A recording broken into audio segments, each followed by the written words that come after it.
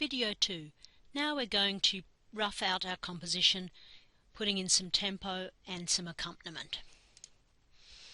So to start with, what we need to decide is what tempos to play our pieces. At the default speed of 100, you'll notice that's 38 seconds, which is enough for Year 11. And how I worked that out was the play, time code, duration at end of score button. It measures how long the song is. But obviously you don't want every variation to be at exactly the same speed. So you might consider the fact that often minor is thought of as being sad and therefore slower. And you want to state the theme simply at the beginning, so maybe just a moderate speed. But perhaps we could have a slightly faster and more exciting one at the end. So I'm going to press Ctrl-Alt-T, and that will give me a flashing cursor, and I can right-click and find some tempos. So Andante is about 80, Moderato might be a bit more, Presto is very fast, Prestissimo is super fast, Allegro is mediumly fast, Adagio is really slow. If you don't know the meaning of these words, I suggest you revise the link to tempo words in one of the PowerPoints on elements of music, which can be found on the intranet. So I'm going to start with a Moderato tempo, and if I go into the View Transport, I'll see that that gives me the default speed of 100, which is quite a good speed for Twinkle, as you will see here. You know, maybe here we could be a little bit slower or faster. Let's see. In variation 2, Ctrl-Alt-T, right-click, maybe we could be slightly slower. Andante, if you'll see, this takes me down to 80. And perhaps here in the minor one, we could go even slower. Ctrl-Alt-T, Adagio might be a bit too slow.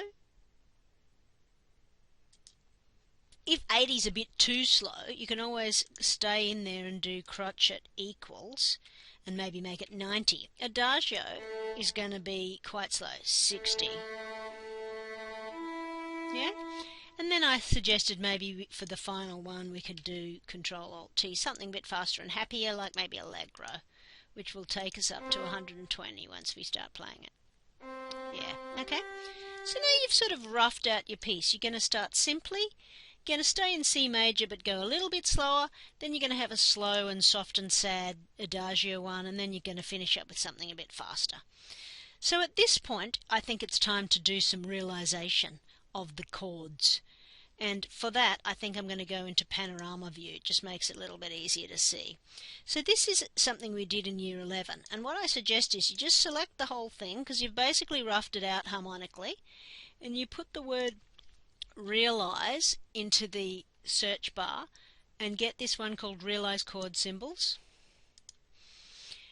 and choose piano to start with, and you'll see here there's a whole pile of options, and you'll recall I suggested in Year 10 to choose each one of them, and it'll spit out, and then I just do the same thing again, but the next time I'm going to choose every beat.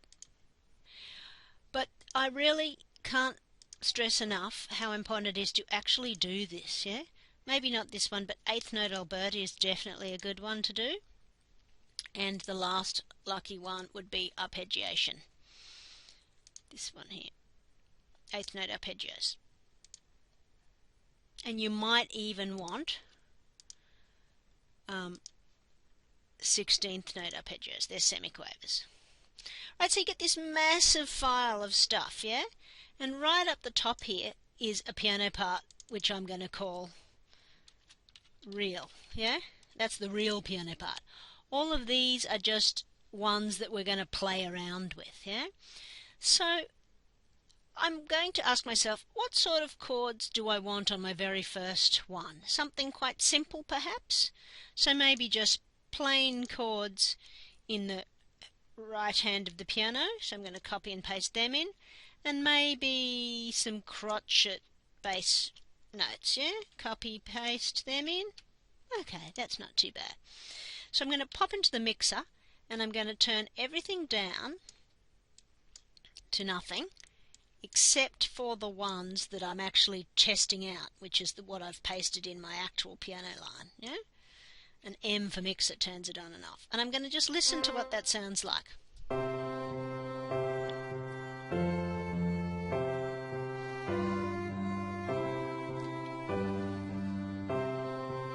Nothing wrong with it, maybe slightly boring. Maybe this particular bar might be a minimum to finish it off a bit. And then remember last year we just said maybe you could mix it up a little bit, but really truthfully this would be passing, but maybe just so it doesn't look so much like a plug-in, we could hold down Control and select every second crotchet, and then do Control up arrow. Just make a little bit of variation, yeah? So the cellist is having a rest in this particular variation. Good, the theme has been stated. Quite nice. Okay, now I'm going to be a bit slower. So maybe I could do something like this Alberti bass variation. Maybe? Might be a good idea. Copy that in, paste it in. Alberti bass is an extremely common accompaniment style in the classical period. So let's hear this.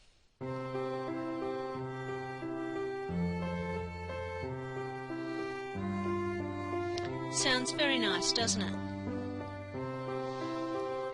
The only problem is that, like before, we sort of need to finish off a bit more nicely, so maybe we could just finish off with perhaps a chord. Paste that in there, yeah? The other thing is the poor old cellist hasn't had anything to do yet, so maybe instead of the violin having the tune, Control X, Control V, we can give it to the cello. Now you'll notice when I paste it in, it's so high for the cello, so I'm going to just do Control down arrow, or even further down. As long as the notes don't go red, you're okay, yeah? Let's hear that. Now that cello's playing the melody, and the piano's accompanying him with some Alberti bass. Perfectly nice, yeah? That was a bit of a shock, wasn't it? Maybe I'll drop that down a little bit. Down the octave, or maybe the whole thing down the octave. Well, that's a bit too low. Or maybe down there. Let's just have a listen to that last bit. I just found the last chord a bit of a shock. That's more smooth, isn't it? Yeah. Okay, so now we've got the minor one. And we're thinking we want to make this sort of quite dramatic, but sad. So, you know, maybe we could try this accompaniment style. Something very dramatic, yeah?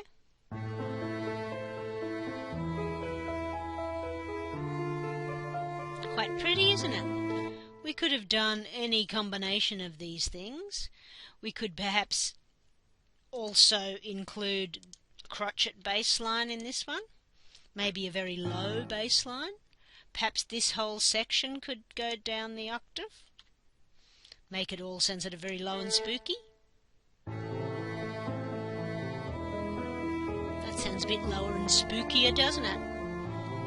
Now, but the theme is back in the violin, but what about we give the theme to the violin for the first 4 bars and give the theme to the cello for the last 4? So I'm just literally copying and pasting, as you'll notice, and I might make this a low version, yeah? Let's see what that sounds like.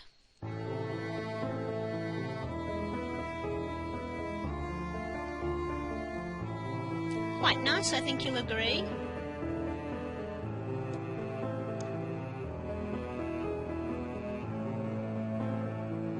And like before, we need some sort of finishing off spot, don't we? It sounds like it wants to continue onwards, so we sort of need some sort of finish. Like maybe if we made this rhythm. Compare that to what we had before.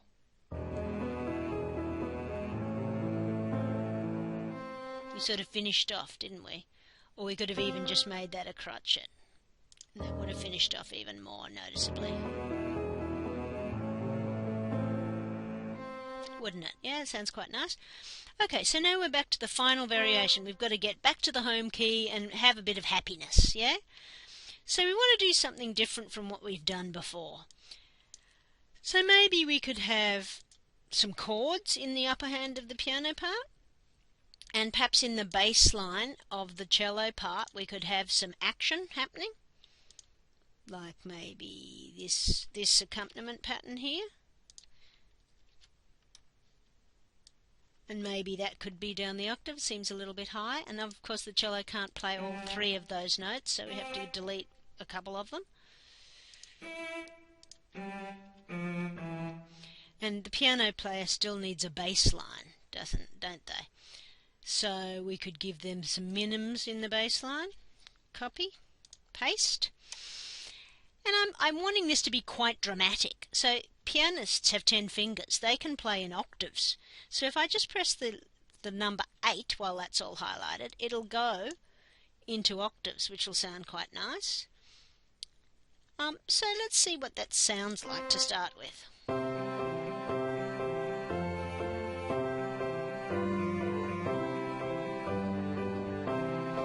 Not too bad.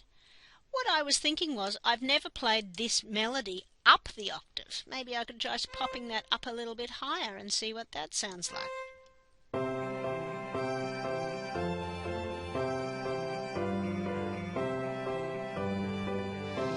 Not too bad, and there's a passing assignment right there. Yeah, it's a low pass, but it's a pass. It makes sense. It uses classical accompaniment styles. There's some variation in the piece, and then at this point, once you've sort of made some reasonable decisions, you could just simply delete all of these or resave the file and just delete all the ones that you don't want, yeah? And that's quite easy to do by just going in here and selecting them all and just deleting them, right? And you'll end up with just your normal part. Now, of course, I'm not finished. This is video 2. There's miles more work to do, but this is roughed out a passing level draft. And if you're a real beginner, that's probably what you need to be sort of thinking of working towards. I think I would have at least 2 or 3 more videos of advanced techniques, but this is a simple concept, yeah? We've pasted the theme in 4 times. We've made 1 change of key, and we've changed the tempo, and we've pasted in some accompaniment styles and made some very minor changes to the shape of some of the accompaniment styles. And at this point you could save it, and I would call this something like version 2, yeah, because I've just finished video 2. And when I look back in print view, it's starting to look quite reasonable. I might put a manual line break in there to spread it out a little bit more. It's starting to look a little bit like a score. So we'll just save that and finish up.